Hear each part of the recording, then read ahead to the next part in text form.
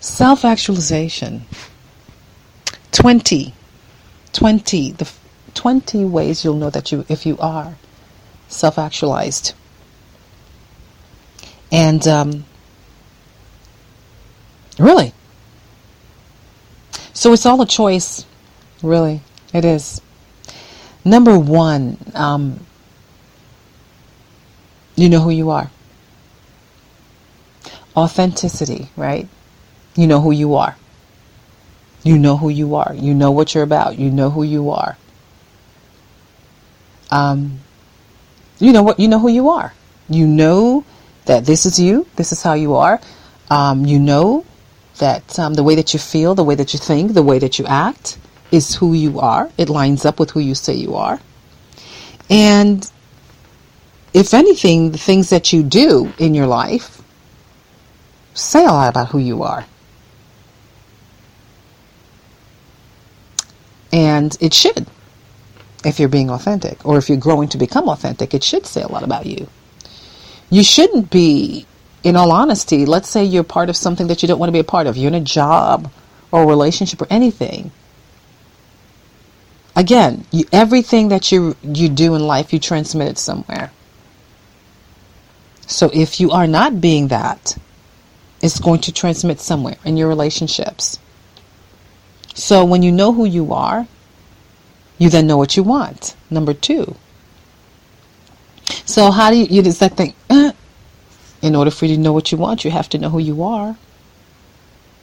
And that's it. You know? So when you don't know who you are, then how do you know what you want? That's the point of being aware of yourself. Because if you're aware of yourself, then you'll know what you want. And you'll also be aware of the fact that, wait a minute, that's not what I wanted. That's what somebody else wanted. And then you end up making these successive choices in your life that get you to, in situations where, wait a minute, you don't know it. That's the whole point. You will never know it. And then some days you might wake up and get that wake-up call that says, wait a minute, this is not what I wanted, but it'll be too late by that point. So the thing is, you have to know who you are in order to know what you want. Some people live their lives on this earth never knowing who they are. So how do you know what you want? If you don't know who you are, how are you going to know what you want? How are you going to know that's the job that you want? That's the career that you want? How are you going to know if that's the place you're supposed to live? Or that's the guy I'm supposed to marry? Or that's the thing I'm supposed to do? If you never know who you are, how are you going to know what you want? You never will. It's really that simple. It really is that. It's really the cause. It's really the effect of many things. So if you don't know who you are, how are you going to know what you want? To thine own self be true. You got to know yourself. Number 3,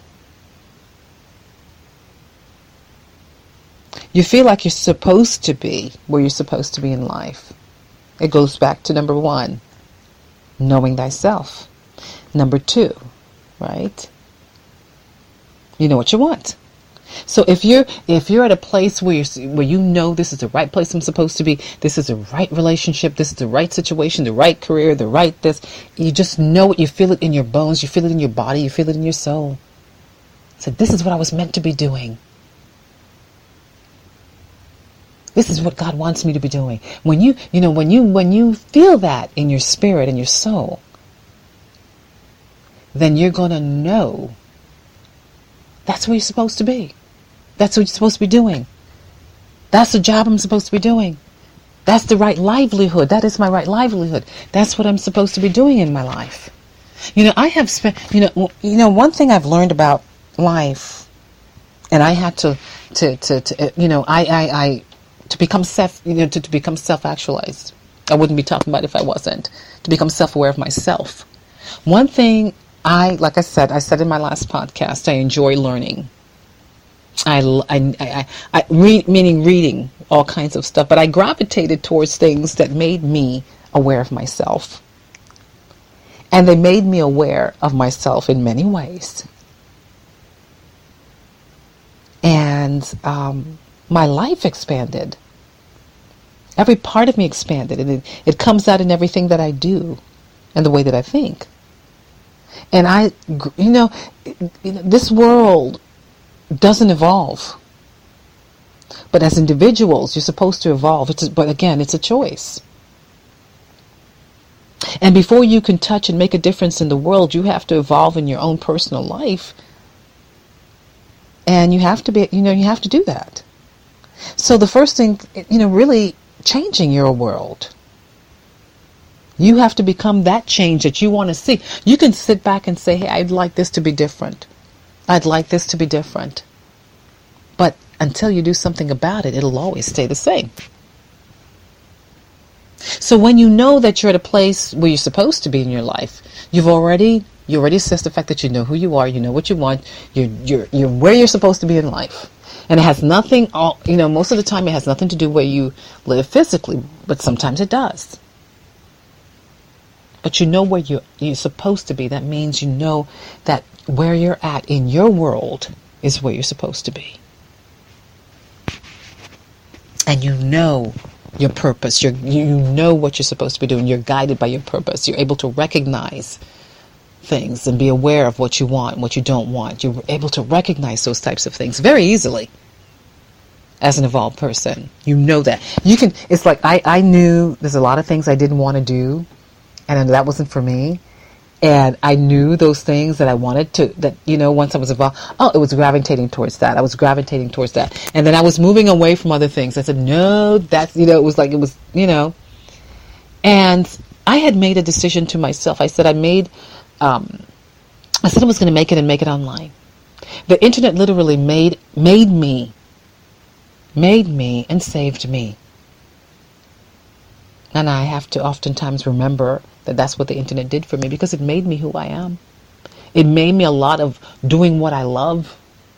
It made me success. It made me